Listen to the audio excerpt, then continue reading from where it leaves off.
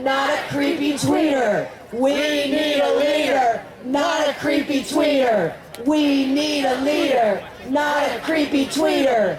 We need a leader, not a creepy tweeter. And how true is that? I mean, seriously?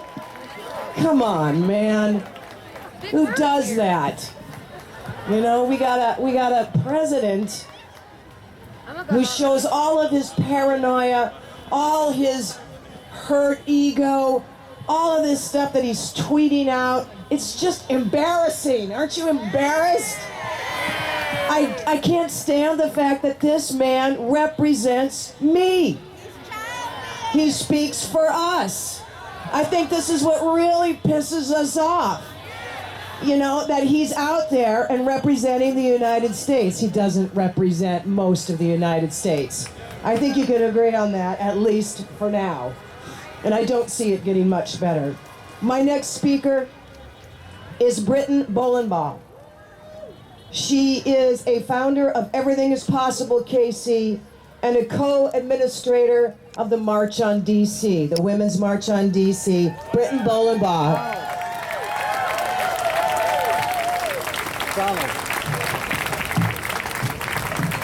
Howdy. I'm much better at organizing and marching than I am at speaking. So, marchers, call out.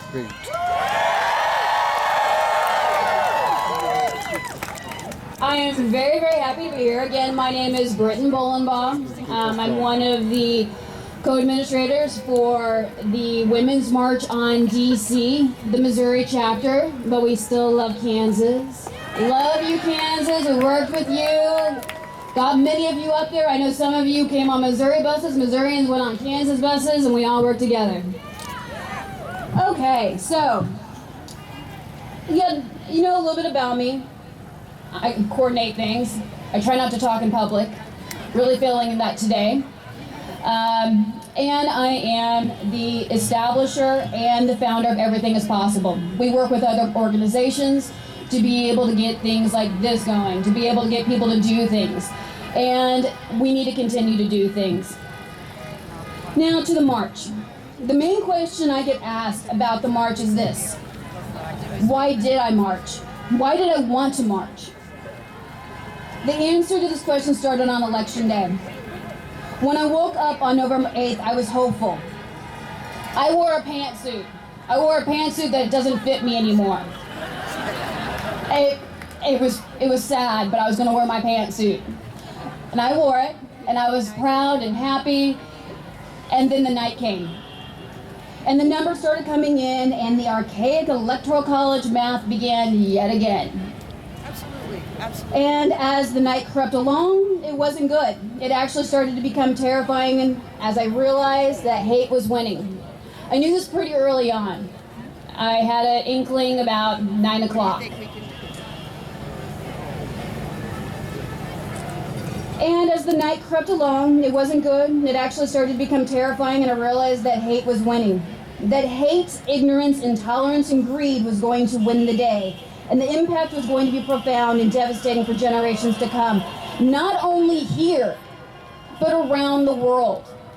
We have a responsibility to the world. And that night, I felt sick that we were about to let the world know that we let them down. Cataclysmically, we let them down. I never slept that night, and at some point I began to cry. I don't cry. People that went on the march with me, you know I don't cry. I just don't cry. It's not something I do. Yeah, it's not comfortable for me. Tears, sobbing, went to work the next day, taught yoga. Yeah, I'm a yoga teacher too. I taught yoga, did the class, walked out bald. Yeah, it was embarrassing. But how many of you had the same experience? Yeah, bawling like a baby. And then my devastation just didn't stop. It was profound. It wasn't something that I was whining about.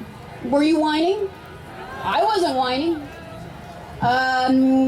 Was I having a fit? I really dislike people who have fits. So no, I wasn't having a fit. I was truly distraught. My devastation, my complete overwhelming devastation came from the obliteration of my hope. I'm a Buddhist. We're pretty hopeful. We're pretty hopeful. We're, you know, suffering is part of life, yada, yada, yada, deal with it, move on. And wow, you really, wow. We were very devastated. Yeah, we were sad. We were really sad. My hope that my oh so imperfect country, because it is imperfect, we know this, it's imperfect. That's the way it is. That I loved would at the very least try to strive towards a future of possibilities, try to strive towards progress and away from the stagnation and oppression of yesteryears. That my country was going to become more equitable to each and every person, man, woman, child, everyone. Try. Where education was a priority for all. Every single person, education is given to you because it should be a human right. It doesn't matter where you live. Let's educate our people. Apparently the president really doesn't get that much of it either. Where the environment was not looked upon as an expendable product. We need clean air, clean water, clean food, and I don't know about you, but whenever I go for a jog or something, I prefer not to cough and try to die. Just putting it out there. How about my brothers and sisters around the United States? I want them to be able to drink water that isn't brown. I want people to be able to go into a classroom and not have a problem breathing because, oh, there's no standards any longer, so therefore you can cough. Or, I don't know, you don't have money. So guess what? You're gonna have lead in your pipes. It's ridiculous. Moving on. The charity, compassion, and logic should be meeting refugees and immigrants, not stupidity and hate. It's complete intentional ignorance that is meeting people at airports, that is meeting us in Congress, that is meeting us in the White House. This is intentional. Don't act like you're brilliant and then say global warming isn't real.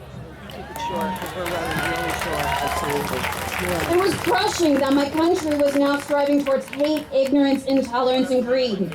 My country chose a president that's a liar and a